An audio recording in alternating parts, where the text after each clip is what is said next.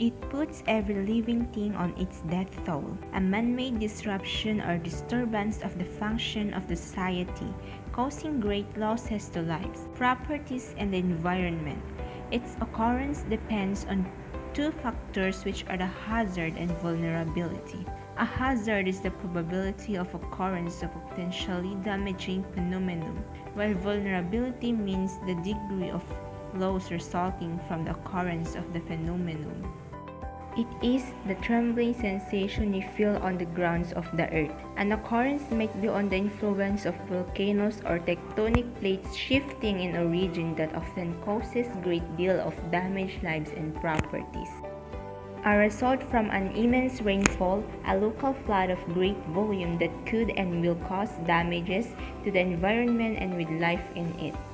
Emits heat, smoke, and or flame that causes damage to anything near its vicinity, effectively with items that are prone to set flame. Any accident or incident that may occur during any type of transportation. Effects of disaster. Devastation of homes. Natural disaster like typhoon, tsunami, and earthquake can destroy buildings and can cause serious property damage. Wildfires also simultaneously impact weather and the climate by releasing large quantities of carbon dioxide, carbon monoxide, and fine particulate matter into the atmosphere. Resulting air pollution can cause a range of health issues, including respiratory and cardiovascular problems. Landslide can cause loss of lives, damage to land, and loss of natural resources. Also, floods can damage properties, destructions of lives, and loss of livestock. Volcanoes spew out dangerous gases, ash, lava, rock that are powerfully destructive.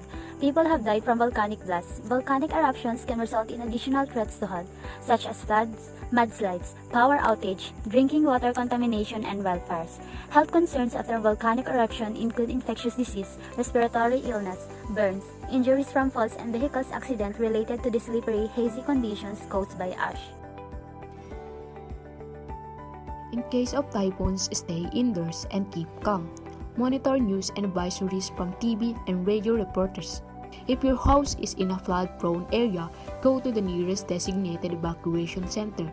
Have a flashlight and radio handy with fresh batteries. Stock up food, potable water, kerosene, batteries, and first aid supplies.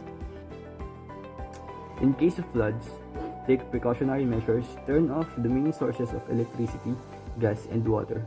Operation any electrical equipment during a flood or that have been flooded is dangerous. Avoid wading through flooded area. Do not attempt to cross flowing streams. Just stay in a safe place. In case of volcanic eruptions, residents living around an erupting volcano are faced with volcanic hazards that may ensue. This includes pyroclastic flows, ashfall, and lahar. Hazard maps shows areas likely to be affected by any of these hazards are available from proper authorities prior to eruption. Follow all advisories and warnings as this can save your life. In case of earthquake, if you are in structurally sound building, protect yourself by getting under sturdy table or desk and holding to it while shaking occurs. You can also protect your head with your arms. Stay calm and don't panic. Once the shaking stops, take the fastest and safest way out of building in an orderly and calm manner. Do not use elevators, use the stairs. Basic things that one should have before a disaster strikes. An example is a bag that consists of first aid kit, flashlight, candles, matches, and many more. Components or approaches to disaster management. The prevention, mitigation, preparedness, disaster impact, response, recovery, and development. Constraints or challenges in disaster management. Different challenges that one may encounter, such as lack of appreciation and support to the disaster preparedness program by duty holders, the lack of strong and effective disaster coordinating council at the local level, and lastly, the insufficient knowledge and training on disaster management. Disaster management policies. The following are policies to follow that will guide authorities and members of the community. Self-reliance through self-help and mutual assistance. Maximum use of resources in the affected area. Implementation of plans of Disaster Operations Center members. Local leadership to take charge at their respective levels. Conduct of exercise and periodic drills at the local levels to ensure the preparedness of all concerned. The 7 components of DRR. Number 1. Prevention.